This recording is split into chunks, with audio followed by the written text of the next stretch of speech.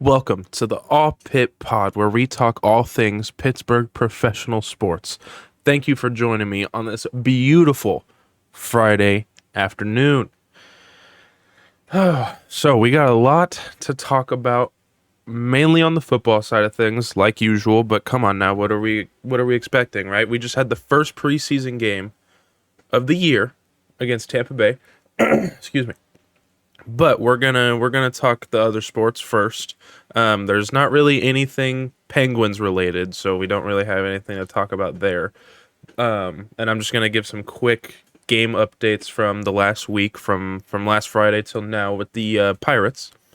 The Pirates on the day of the first podcast, so August 11th, took an L, 9-2 from Cincinnati, and then Saturday the game was postponed. And then we took a win and a loss. So it was exactly the same conversation I had last week about it, right? It's just whenever we win one, we lose two. Because then right after the loss to Cincinnati, sorry, we took another L to New York. 7-2, mind you. It was not pretty. But then we won. We won 7-4, and then we lost again to New York, 8-3. We have our first game against Minnesota tonight. It'll be at 7:10 p.m. So we'll see if my trend that I was talking about keeps up. With the whole we win one but we lose two, or we win, lose, lose, like a 50-50. It's it's going all right, but I don't know. We'll see. We'll see how we do against Minnesota, and then right after that, we got the two Missouri and Illinois teams. We got St. Louis and Chicago right after that to finish out August. And then we play Kansas City as well to finish out August, and then back to St. Louis the beginning of September. So let's talk about what we're all really here for, I feel like. Let's talk about some Pittsburgh Steelers football. All right. I have been waiting for today, because if you watched the first podcast, and if you didn't, I wish you would go back and watch it. That'd be great. Thanks. Leave a like, comment, all that stuff. But this is a weekly podcast. I will be recording and posting all on Friday. So, and like I said, it'll be weekly. So next week we got it again, and that fourth week, that bye week in between preseason and regular season, you'll have a podcast to listen to. Get your fill of the professional Pittsburgh teams. But let's talk Steelers football. I've been so excited. I've really been trying to hold back on recording throughout the week because I want to stick to a schedule. I want to have a routine whenever it comes to doing this. Friday is my day. So, but we had our preseason game Friday night. So I've been waiting an entire week to talk about it and, showcase exactly what I wanted to talk about. So I have a couple of takeaways. I have a couple notes taken down. I am going to be looking at like the ESPN like box score, I guess, or whatever, where it's giving me all of the players, information like rushing yards, attempts, all this stuff, right? So if you didn't watch the game, what we started out doing, which is exactly what I asked them to with the starters. We started our starters for the first series of the game to see what they could do. And boy, did they do what we wanted them to. Kenny Pickett, 6 for 7, 70 yards. He averaged 10 yards with that, obviously, and threw a touchdown to George Pickens. It was amazing. It was hopefully a really good glimpse into what our starters can do, because we marched down that field. It was beautiful. I loved watching it. It was just great. Let's talk about Kenny Pickett, though. His throws are solid. They are tight. They are just, and he's looking just athletic, dude. Like, obviously, he's an athletic dude to get to the NFL, but he was just looking different out there to me, right? Like, he looked built different out there. You know what I mean? He's not no Derek Carr getting absolutely yacked over the preseason, but I don't think we need all that. Derek Carr's on a redemption arc, I think. But he looked amazing, and so did really a lot of our starters out there on offense. We had Pat and George Pickens and all of them out there. It was fun to watch for that one series. And then our backups, we'll just go ahead and talk about them real quick. Our backup quarterbacks. Mitch Trubisky went 1 for 4. He had 10 yards, and that's it. That was Mitch Trubisky for you. Now, Mason Rudolph, I think, played more of the game. He played a lot of the game. And he went 7 for 12 for 132 yards and 1 touchdown. And then we had Tanner Morgan, who I didn't know. I don't know who that is. But updating everything. He went 5 for 8 for 36 yards and 1 interception. Now, let's go ahead and talk about our running backs. Specifically, Calvin Austin, even though he's a wide receiver, and Anthony McFarland. They looked so good, dude. Anthony McFarland was running hard. Calvin Austin third. Obviously got, what'd he get? He got 1 touchdown from rushing, I believe. I think it was a rush. I don't know. But our running backs were looking good. I wanted to see more of Jaylen Warren because I think Jaylen Warren and Najee Harris are a great 1-2. But seeing Anthony McFarland and Calvin Austin run the ball a little bit. Calvin Austin got 2 carries, 23 yards. Anthony McFarland got 3 for 18 yards. But I want to delve more into the running back situation here because I think our running back room is going to be great.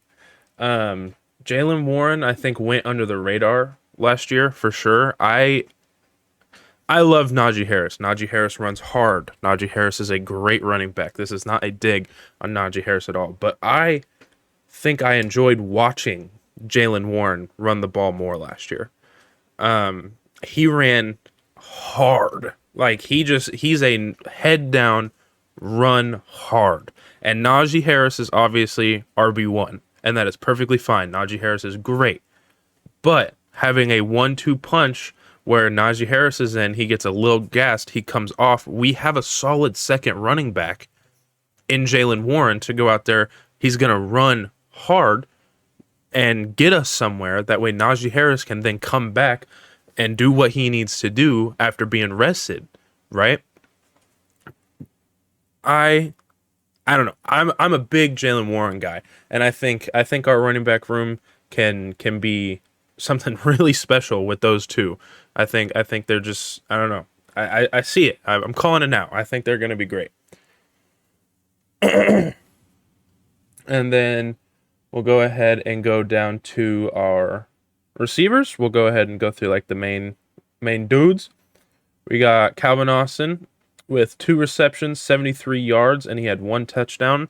That play with Calvin Austin, and if you watch the game, you know what play I'm talking about. That deep ball, he is fast, man. He just blew past that defender wide open and then just freaking took it and ran with it. He is. I'm excited for Calvin Austin. His speed is going to be something huge. I think we need a speedy guy. Not saying that Deontay Johnson and George Pickens and all them aren't speedy, but Calvin Austin is a different speedy. And like, obviously, we got our fast boys in the NFL. I'm not comparing him to Tyreek Hill. Tyreek Hill is a freak. It's just every team needs those freak athletes like George Pickens, right? To make those insane catches, those difficult catches. But we also need a wideout that is just gone, just deep ball guy. And I think that's Calvin Austin for us. I truly think that's who he's going to be. If he can stay healthy and he can just keep going, man. He looked fantastic. And then we're going to go to George Pickens. Obviously, he had 1 reception, 33 yards, and his 1 touchdown. That was the beginning drive of the game where our starters were in, and then they dipped on out of there. And then Deontay Johnson had 3 receptions, 32 yards, no touchdowns, but he got some ball action in there.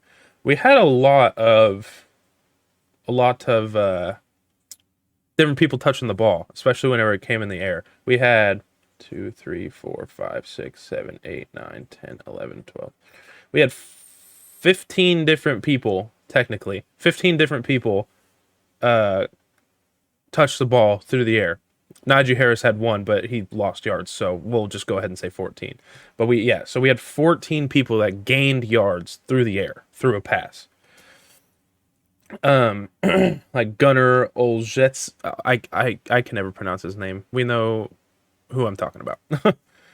Darnell Washington even got a catch. He had 9 yards there.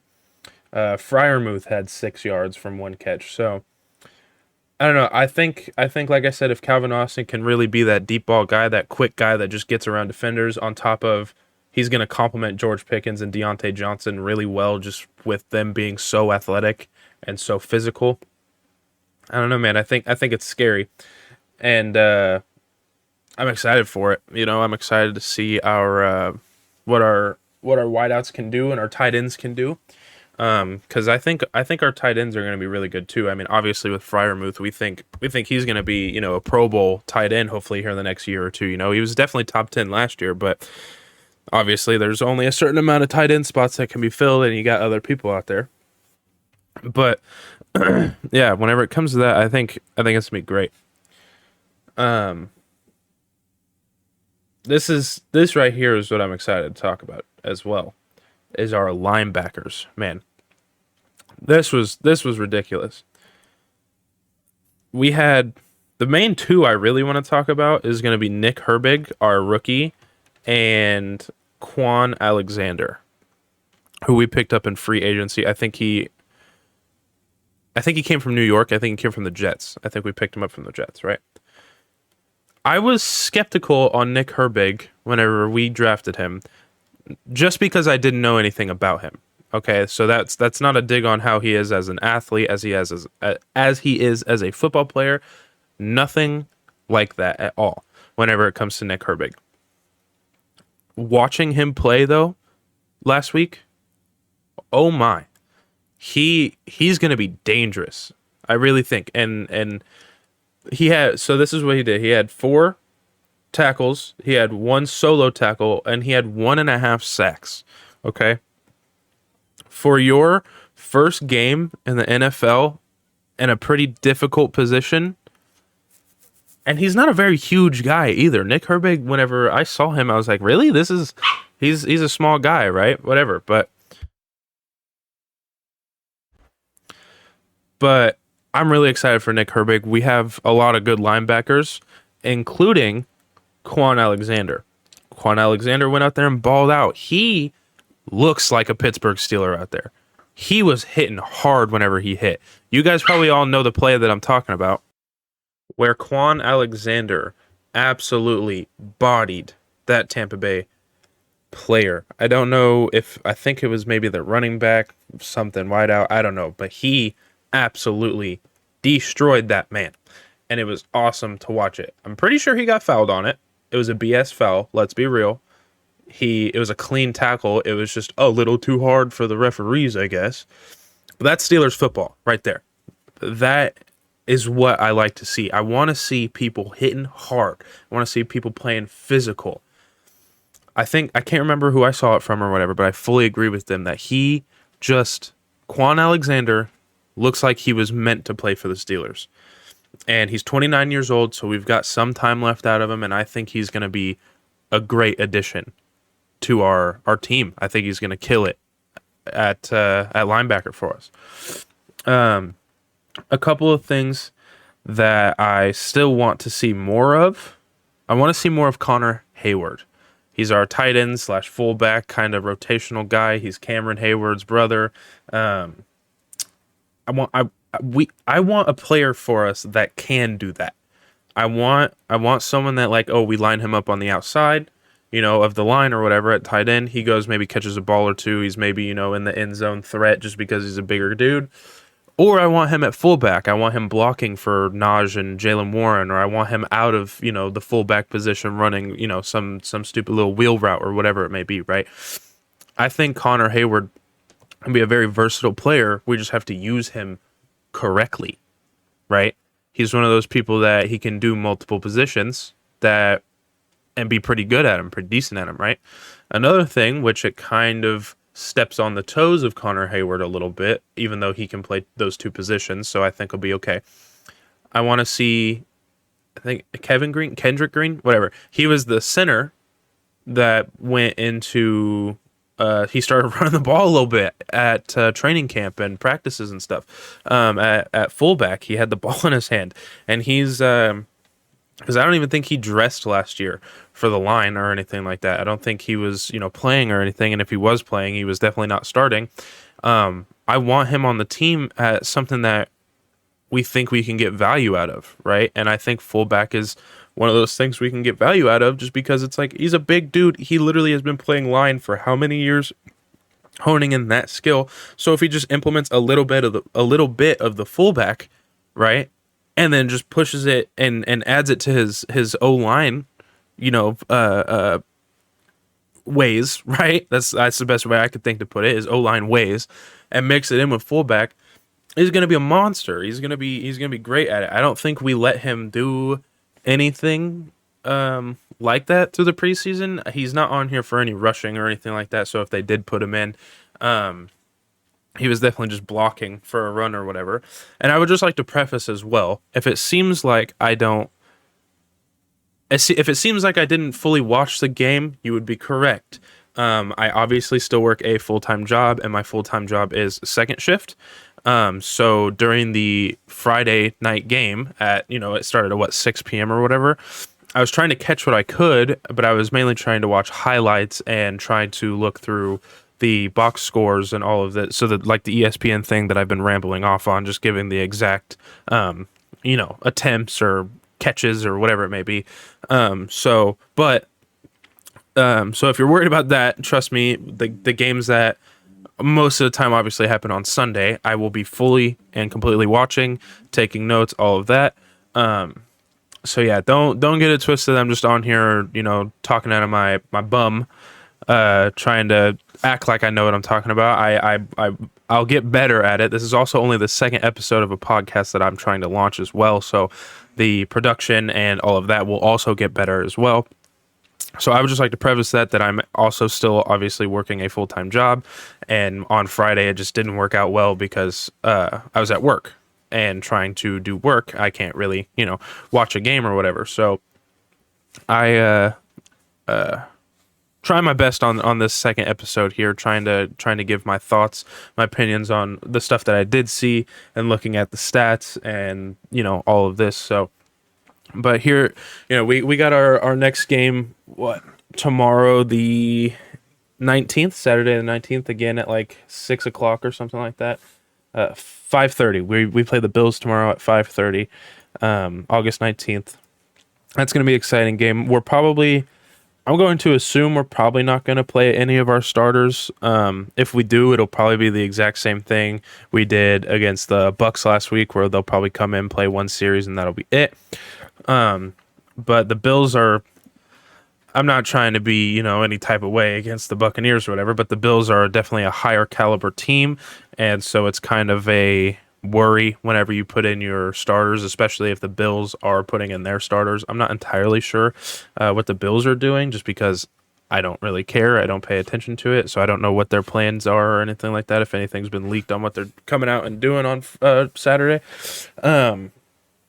So yeah, if they do, it'll probably be exactly what they did before.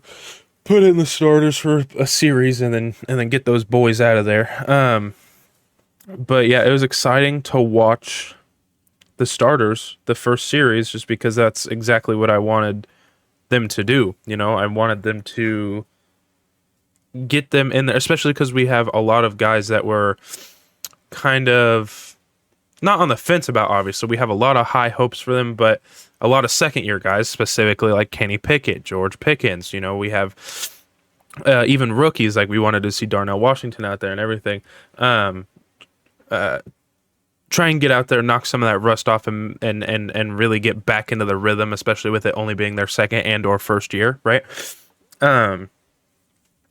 So yeah, and they did exactly what I wanted them to do as well, which we all kind of already knew this or whatever, but I wanted to see all of our rookies out there. Obviously, Corey Trice, our cornerback from Purdue that we took in the 7th round, is not going to be playing. We'll go ahead and run through the injuries real quick as well. So this happened August 2nd, whenever he was put on the injured reserve. He, I believe, is out for the season, and if he's not out for the season, he's out for majority of the season.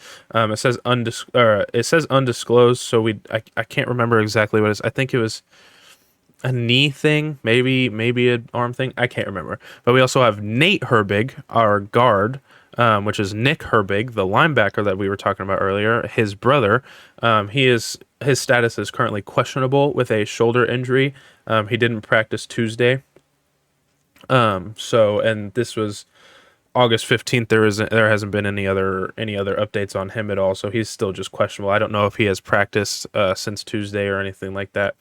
But then we got a few other guys on the injured reserve, but they're not really people that we were entirely looking at. I can run them off. May 16th, we had Wren, Wren. He was a defensive tackle.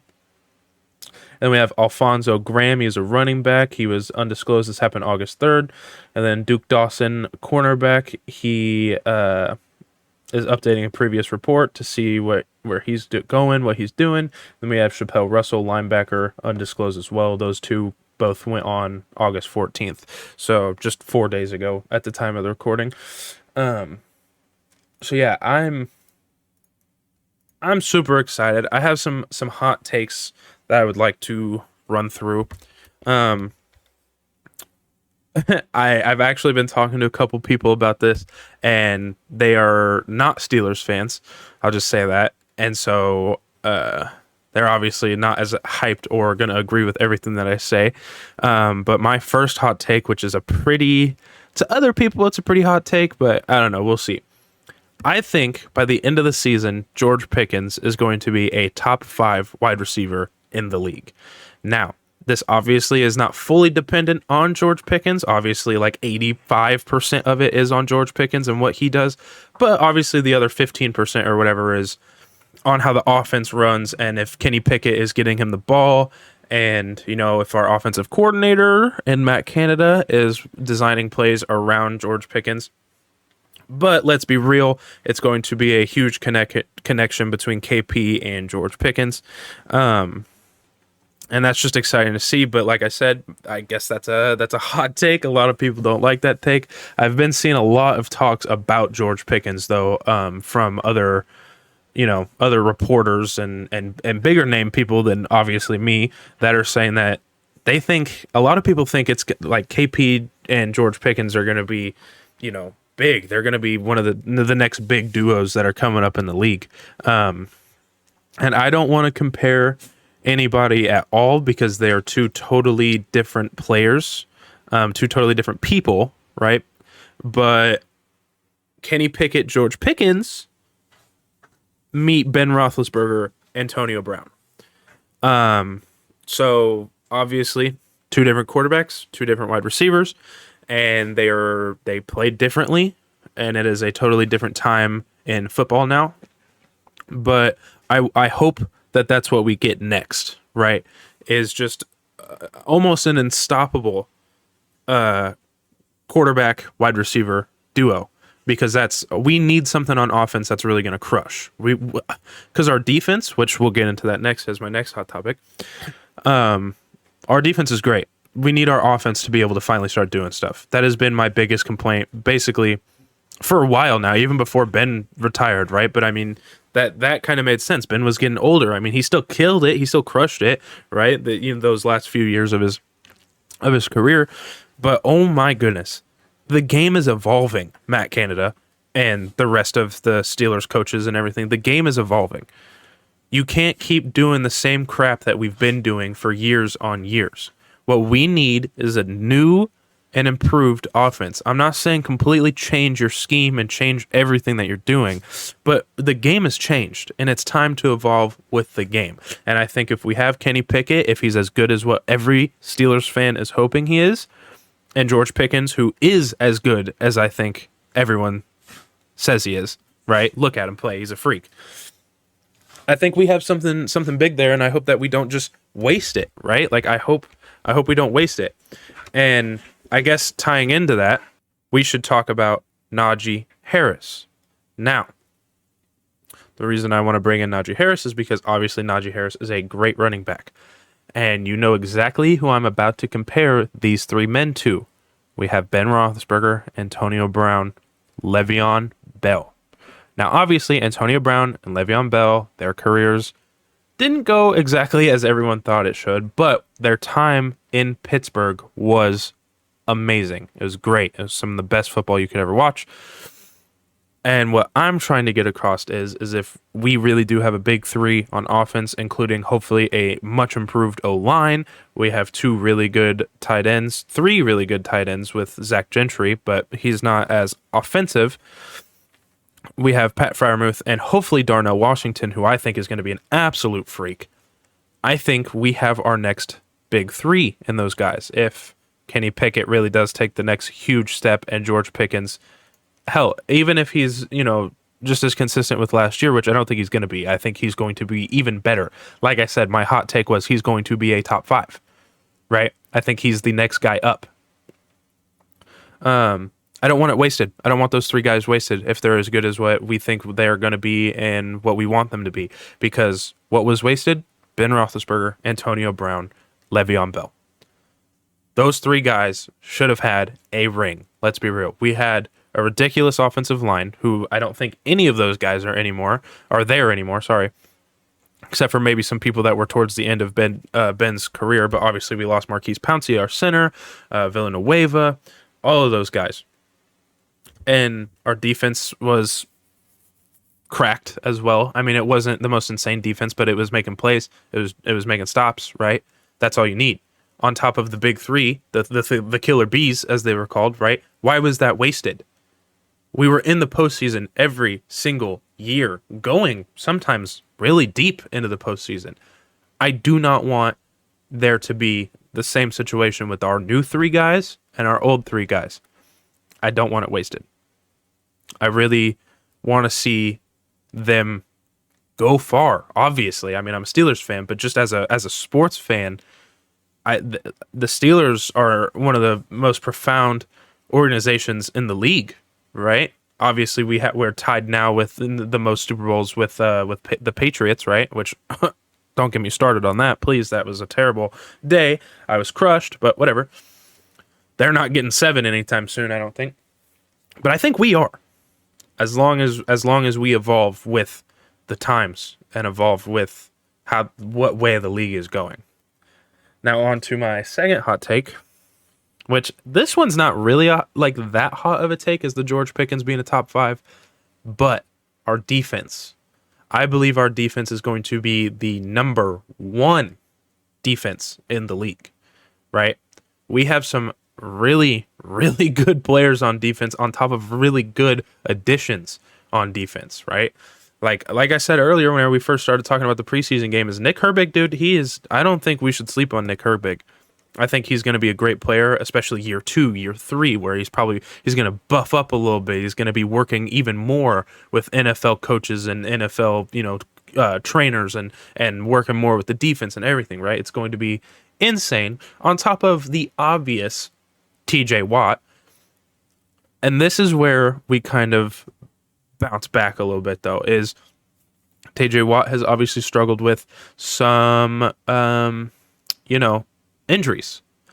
And there was a thing where I saw, and I'd have to pull it up, but it was like the Steelers record with TJ Watt and Steelers record without TJ Watt. And oh my God, I think without TJ Watt, we won like 1 game. And then after TJ Watt came back, we had won like 7 or something like that, right? It was ridiculous. TJ Watt is one of those guys that everybody obviously knows he is a game changer. If he's not there, it's not looking good. It's scary. Especially last year when our offense couldn't get freaking points on the board, right? And our defense was mainly the ones that were putting in the work. So if TJ Watt stays healthy, oh my goodness, am I excited? It is TJ freaking Watt. Okay? It's scary. It's going to be great. I'm excited. We have Joey Porter, who, again, we don't... I was listening to Footballin' with Ben yesterday to get ready for today, and he made a solid point, is Joey Porter is in a solid position right now because we have some pretty decent cornerbacks with Patrick Peterson and our few other cornerbacks that are playing decent, right? On top of our great free safety in Minkah Fitzpatrick, right? He doesn't have to go in and immediately be the guy. He does not have to be the guy immediately. He can take a year, 2 years, something like that to evolve and get better and train better and learn from one of the best to do it in Patrick Peterson, man. Whenever we signed Patrick Peterson, I was like, oh my God, this is great. Because I know, or I would like to assume, that the main reason we even brought Patrick Peterson in is because of Joey Porter. You get one of them older vet guys that's a staple in the league. He's been there forever, and he's really good at what he does. He's still playing great football as an older cornerback.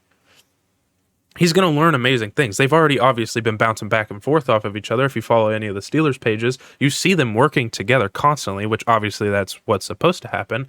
But if he can learn from Patrick Peterson, and you know, he also just has that natural talent. He's a lanky dude, man. I don't know if any of you have seen Joey Porter Jr. just, you know, with his arms out or whatever. Oh my God, those arms are insane. It is ridiculous.